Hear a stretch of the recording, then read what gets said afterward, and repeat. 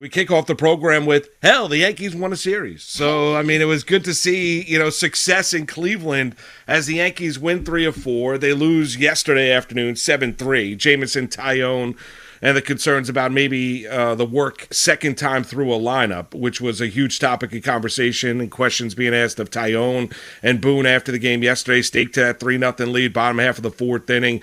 Highlighted by the big home run. He gives up 4. The Yankees lose the game 7-3. They go down to Baltimore, begin a series against the Orioles tonight.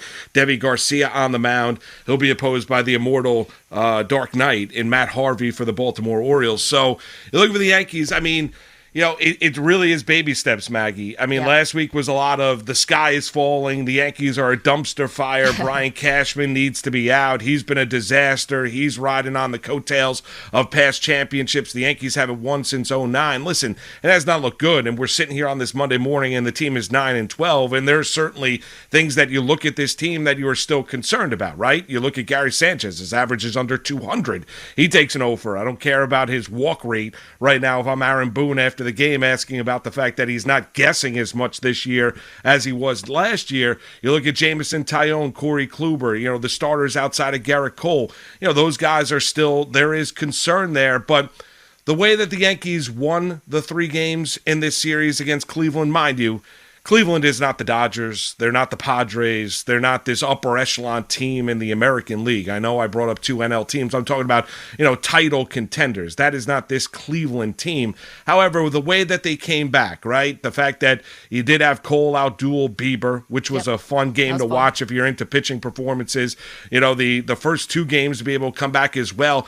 I mean, the comeback style and with getting impactful home runs and it hits from Rougned Odor, you do like the fact that this team showed you some life because they looked lifeless before this Cleveland series, and they did show you some life in this series. That's my big takeaway. You knew they weren't going to be as bad as they looked to begin the year because we have not seen this Yankee team look this bad in 30 years. So they were not going to be that bad. At some point, they were going to show some life, and they did in this 4 games against Cleveland. Ends on a sour note and a loss, but still, I'll take it taking 3 of 4. Now the goal, obviously, you got to get yourself to the 500 mark sooner rather than later. Well, and we all know what's going to happen over the next 7 games, right? They're going to go to Baltimore. They're going to play the Detroit Tigers, and we know what's going to happen.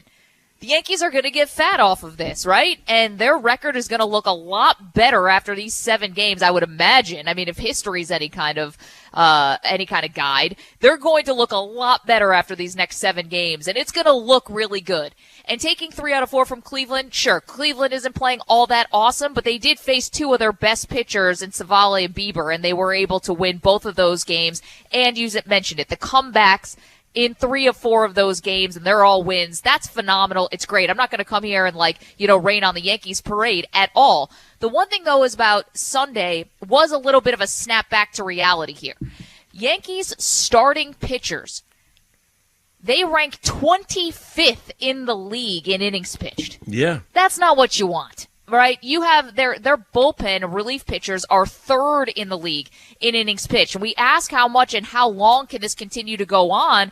And Moose, we've seen it. Teams that rely too heavily on their bullpen, or where the bullpen has to, take on an overwhelming amount of innings early. And listen, the bullpen's been great, so give them a lot of credit. But when does that start petering out?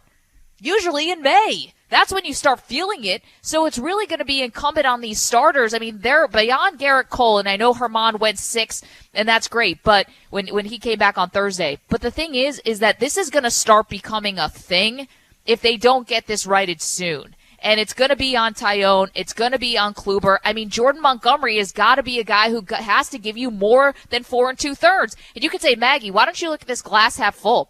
The guy had a 37-pitch first inning and actually was able to grind out 4 2/3 innings. And, yeah, you can look at it that way.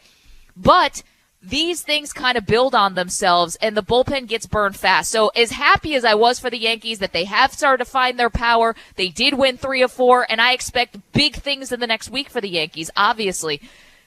But I can't help but think Sunday, that was just that little bit of snap back to reality. Like, damn, this is still a thing for the Yankees where their starters aren't going nearly deep enough into games. Yeah, for sure. I mean, even if Jameson Taillon went 5 innings, I mean, or it gave you 6, I mean, it's still an issue for this team, right? So it's got to be something that gets rectified over the course of time. You ran through the stats, Maggie, about just the amount of wear and tear on the bullpen early on, and they've been up to the task great. For the most part. They've been great, aside from Nick Nelson, who gives who every time he steps into a game, and he got optioned down, obviously, as Deivi Garcia got called up, and he's going to get the start down in Baltimore. But outside of Nick Nelson, Maggie, the Yankees have been really good in that bullpen, right? We've talked about it, and it's still going to be an issue until it's not. And I know people are like, what the hell does that mean? Well, until starters start going deeper into games outside of Garrett Cole. So you need more from Jordan Montgomery, right? So Montgomery is a key factor in this rotation because Jameson Taillon hasn't been healthy in 3 years. Montgomery is a key factor because Corey Kluber has not been healthy in 2.5 years. So you're going to need guys like Montgomery. You're going to need Domingo Germán. You're going to need Deivi Garcia to give you length tonight because those guys, those starts are even more important because you're dealing with early on with Taillon, who's now got an issue second time through the lineup, and Corey Kluber, that those guys are in this April ramp-up phase that we've been talking about, Maggie, to where the Yankees feel more comfortable putting more pitches on their arm in any conceivable start. But they also have to be effective, too. I mean, what was disappointing yesterday is, the Yankees get that 3-0 lead in the top half of the fourth inning, and then Jameson Taillon rolls out there in the bottom half of the fourth inning, gives it right back, and not only, gives up the lead, I mean, gives up 4 runs to where the Yankees are trailing there. They don't do anything offensively. There's no comeback on a Sunday. They lose the game 7-3, but it makes the point to the guys that have been healthy, like Montgomery, that, you need more depth from them when it's their turn through the rotation. Even a Domingo Germán, who was out for suspension for domestic violence, not out due to injury. And you look at Deivi Garcia tonight, who pitched really well over the course of the spring. We saw him last year in the regular season as well. It's going to be important for Deivi Garcia tonight to give this team a little bit of a length. Give them 6 innings. I'm not asking for 7, not asking for 8, not asking for 9. I mean, can you get 6 innings out of Deivi Garcia down in Baltimore tonight? I'd love to see it because the bullpen, if you don't start giving this team a little bit of length in here in that starting rotation, the bullpen's going to be absolutely gassed. Well, I mean, but think about what you're asking from Garcia, right? This is a kid who started, 6 games last year? I mean, are you asking him to come up from the alternate side and throw 6? Maybe, but I wouldn't be surprised if they have even a little bit of a quicker hook. You're playing in a really small ballpark in Baltimore. I mean, that should work in your favor, actually, if you're the Yankees, because everything that we talked about with them in terms of the trickle-down effect, like you saw in the 3 wins that they had, well, I'll say 2 out of the 3 wins. When they're able to hit, it masks everything, right? When they're able to hit, it's everything. It's the comebacks, it's the clutch hitting, it's the home runs, it's the everything. You're not even really thinking about the bullpen until we get to Sunday and they are not able to do the job and you have Taillon who only gives you 4 innings, right? It's so true about this Yankee team, and I expect over the next 7 days they're probably going to rake. I mean, they're probably going to rake against the Baltimore Orioles and against the Detroit Tigers, and it's going to cover up a lot. I just can't fully say I feel okay about the Yankees. I feel great about the Yankees because they took 3 or 4 out of Cleveland. I feel good. I feel good about the Yankees. I feel like their bats are coming around, but I can't say I feel great because they're still not seeing the length from the starting pitching. So, and the bullpen's having to mask a lot of what they have to do. The other thing that I think is really fascinating about the Yankees, Moose, right now is it is like I can't wait every day to see what the lineup is.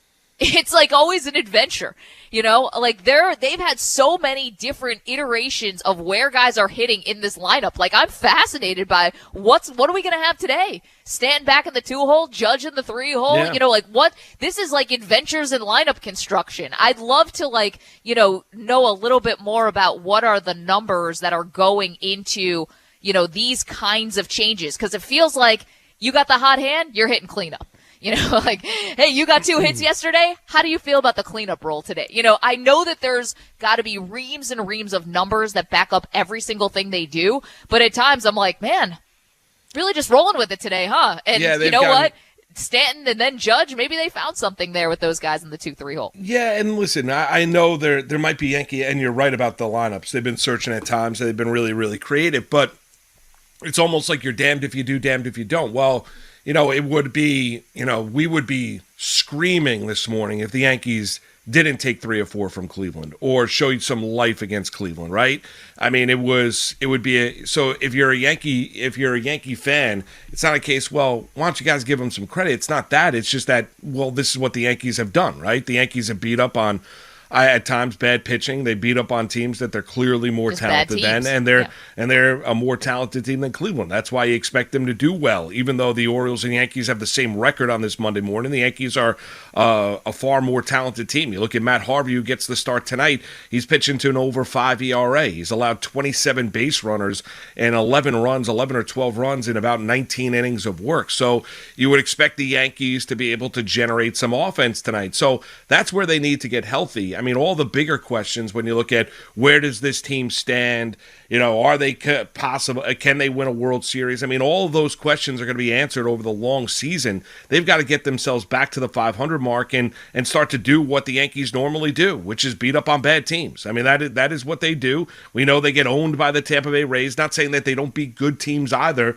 They just don't beat Tampa. I mean, that's the one team that they don't beat in the last year and a half. True. So, I mean, but they've beaten other teams. So, yeah, the Yankees kind of steadied the ship here. So, I thought Davidoff had a nice, interesting sentence in his column today in the New York Post. You got to get to a point where the Yankees lose a game and it's not the end of the world, which is very, very true. I mean, we got to get to a point where it's not analyzed. Yankees lose a game, and I know it's what we do on a day-in, day-out basis, but the world is not falling if the Yankees should lose a baseball game, and that's what the first 17 games felt like before this series against Cleveland, Maggie, and I would expect them to have a really good series offensively against Baltimore. I really would. I would expect them to have a really good series offensively against Detroit. I would expect them to win the next 2 series, but there's still overarching questions with this team, whether it be the rotation, getting more length from them, the use of the bullpen, the lineup, Gary Sanchez, which we hit upon last week, and Kyle Higashioka get an opportunity, and Sanchez not helping out his cause. As you've seen, his OPS, his average, the power, the offers are coming once again, and he looks dreadful at the plate. So all of these things that we've talked about with the Yankees are continuing to be talking points until they're not. Yeah, but the thing about that is like the idea that it's got to be, we can't have it be a story every time the Yankees lose. I mean, let's not lose sight of what it looked like when they were losing series after series after series. And it's like, the reason why people were critical, you, I, the fans, whatever, and the reason why the Yankees were pressing is because it looked so familiar. That's why. It's for all the I told you so people who said this is not the best way to construct a lineup. It wasn't just, oh my gosh, the Yankees are off to a slow start in 2021. It was like, no, this looks, the failures that they were having in terms of not being able to hit in like an epic kind of way to start this season just gave fuel to the fire for all the people who think this lineup is not constructed to win in the postseason, or that it's too boom or bust, or that they're too right-handed, or that they're too home run reliant. All that stuff that Boone's fighting against like all the time, saying, listen, other teams who win World Series rely on home runs. Like trying to remind people, hey, other teams use openers. Hey, other teams, it's always the Yankees on the defensive, but there was a reason why. It was because it looked so familiar from seasons past. So that's the reason why it was a...